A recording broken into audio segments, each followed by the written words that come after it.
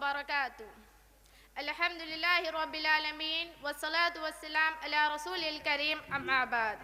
محترم صدر جلسہ، مہمانان خصوصی، مشفق معلمین و معلمات اور میری دینی بہنوں، آج کے اس سالانہ مشترکہ اجلاس میں میری تقریر کا عنوان ہے تقویٰ کے فوائد و ثمرات۔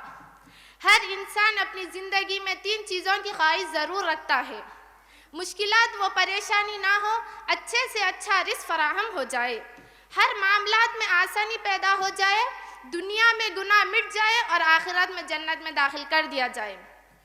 تو اللہ نے ان خواہشات کا قرآن میں ایک حل بتایا ہے، وہ ہے تقویٰ۔ تو ہمیں جان لینا چاہیے کہ تقویٰ سے مراد کیا ہے۔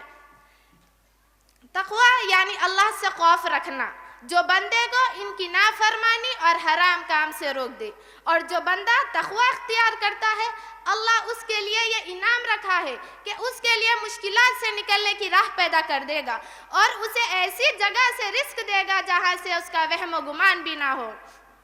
جیسا کہ اللہ نے قرآن میں فرمایا، وَمَن يَتَقِ اللَّهَ يَجْعَل لَّهُ مَخْرَجًا وَيَرْزُقْهُ مِنْ حَيْثُ لَا يَحْتَسِبُ۔ متقی کے لیے اور ایک انعام یہ بھی ہے کہ اللہ اس کے اس کام میں آسانی پیدا فرماتا ہے۔ دوسری طرف اللہ نے فرمایا، وَمَن يَتَقِ اللَّهَ يَجْعَل لَّهُ مِنْ أَمْرِهِ يُسْرًا۔ یہ رہی دنیا کی بات، آخرت میں اللہ گناہوں کو معاف کر کے جنت میں داخل کر دیتا ہے۔ وَمَن يَتَقِ اللَّهَ يُكَفِّرْ عَنْهُ سَيِّئَاتِهِ وَيُعْظِمْ لَهُ أَجْرًا۔ اب آئیے ذرا ان اصول کی روشنی میں ہم اپنی حالت کا جائزہ لے لیں۔ ایک طرف تو ہم اپنی زندگی میں تمام چیزوں کی تمنا بھی رکھتے ہیں اور دوسری طرف اللہ کی نافرمانیاں بھی کرتے ہیں۔ مثلا نمازوں میں سستی اور غفلت، جھوٹ، غیبت، چغلخوری، سودی لین دین، والدین اور خرابتداروں سے بدسلوکی، فلم دیکھنا اور گانے بجانا وغیرہ۔ بھلا بتلائیے، کیا ایسی حالت میں مشکلات کا ازالہ ہو سکتا ہے؟ کیا ہمیں حلال رزق مل سکتا ہے؟ کیا ہمارے معاملات میں آسانی پیدا ہو سکتی ہے؟ میری دینی بہنوں، ہمیں یہ بات یاد رکھنی چاہیے کہ نافرمانیوں کی موجودگی میں خوشحالی کا نصیب ہونا تو دور کی بات ہے، موجودہ نعمتوں کے بھی چھن جانے کا خطرہ ہوتا ہے۔ لہٰذا ضرورت اس بات کی ہے کہ ہم اپنے گریبان میں منہ ڈال کر سنجیدگی سے اپنا جائزہ لیں اور اپنی اصلاح کرنے کی کوشش کریں۔ جب ہم خود اپنی اصلاح کریں گے اور اپنا دامن اللہ کے نافرمانیوں سے بچائیں گے تو یقیناً اللہ بھی ہماری حالت پر رحم فرمائے گا اور ہماری خواہشات کو پورا کرے گا۔ آخر میں اللہ سے دعا ہے کہ ہم تمام کو تقوی اختیار کرنے کی توفیق عطا فرمائے۔ آمین۔ والسلام علیکم ورحمۃ اللہ وبرکاتہ۔ ماشاء اللہ وبرکاتہ۔ الحمد للہ رب العالمین والصلاة والسلام علی رسولہ الکریم اما بعد۔ محترم صدر جلسہ، مہمانان خصوصی، حکم صاحبان، مشفق معلمین و معلمات اور میری دینی بہنوں، آج کے اس سالانہ مشترکہ انجمن میں میری تقریر کا عنوان ہے علم اور اہل علم کی فضیلت۔ اسلام کی نظر میں علم کی جو اہمیت ہے وہ اور کسی مذہب میں نہیں ہے۔ علم سکھانے کے لیے اللہ تعالیٰ نے رسول اللہ صلی اللہ علیہ وسلم کو معلم بنا کر مبعوث فرمایا۔ اللہ تعالیٰ کا ارشاد ہے وَيُعَلِّمُكُمُ الْكِتَابَ وَالْحِكْمَةَ وَيُعَلِّمُكُم مَّا لَمْ تَكُونُوا تَعْلَمُونَ۔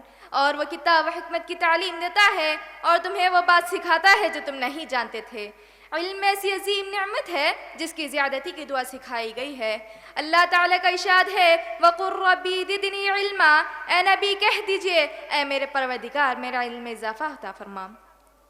اللہ کی صفات میں ایک صفت علیم، یہ صفت ہمیشہ رہنے والی ہے۔ علماء کی فضیلت کے بارے میں اللہ تعالیٰ ارشاد فرماتا ہے شہد اللہ انہ لا الہ الا ھو والملائکۃ واولو العلم قائما بالقسط۔ اللہ تعالیٰ فرشتوں اور اہل علم سے بات کی گواہی دیتا ہے کہ اللہ کے سوا کوئی معبود نہیں اور وہ انصاف کے ساتھ دنیا کو قائم رکھنے والا ہے۔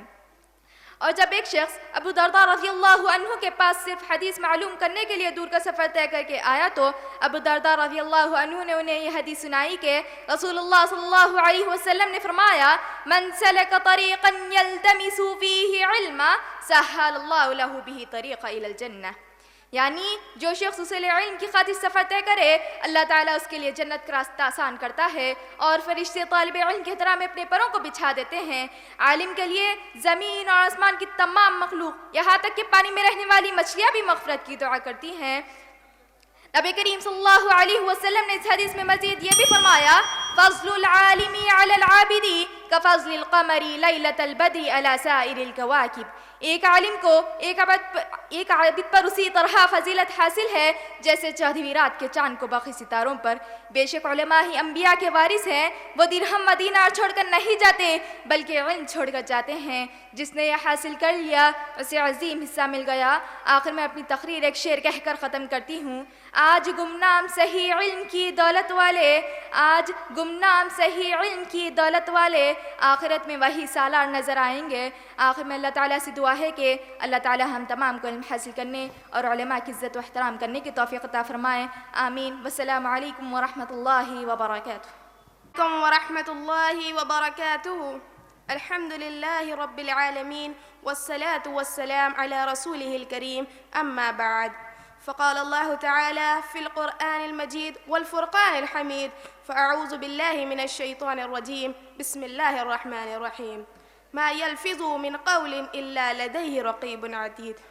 محترم صدر جلسہ، مہمانان خصوصی، مشفق معلمین و معلمات اور میری دینی بہنوں، آج کے اس سالانہ مشترکہ انجمن میں میری تقریر کا عنوان ہے خالق خیر یا خاموشی.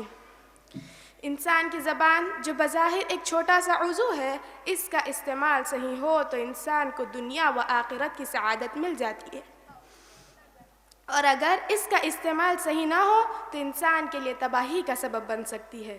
اللہ تعالیٰ کی طرف سے کچھ فرشتے ہر انسان کے ساتھ متعین و مقرر ہے جو اس کے منہ سے نکلنے والی ہر بات کو تحریر کرتے ہیں.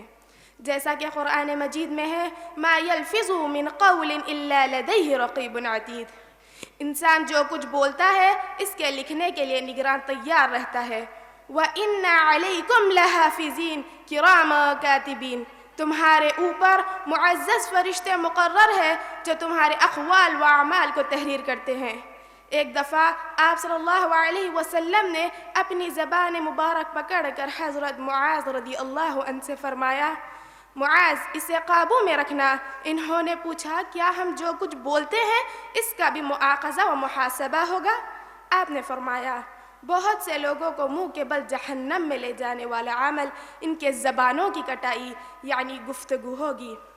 ایک موقع پر آپ صلی اللہ علیہ وسلم نے فرمایا من صمت نجا، جو خاموش رہا نجات پا گیا.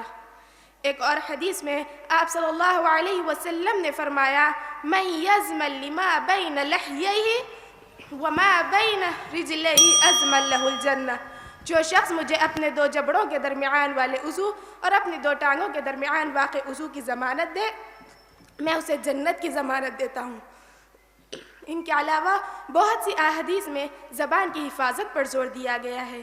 اسی لیے اس حدیث میں آپ صلی اللہ علیہ وسلم نے فرمایا من کان یؤمن باللہ والیوم الآخر فلیقل خیرا او لیصمت.